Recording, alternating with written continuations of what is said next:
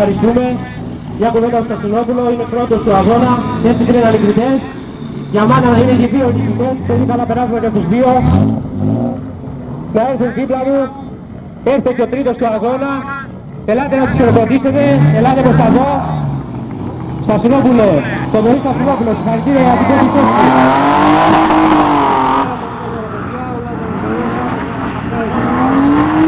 Αυτό είναι, καλά στους δύο δική, πολύ καλά και για τους δύο. Έχω δίπλα μου, πρώτος και δεύτερος. Πρώτος και δεύτερος.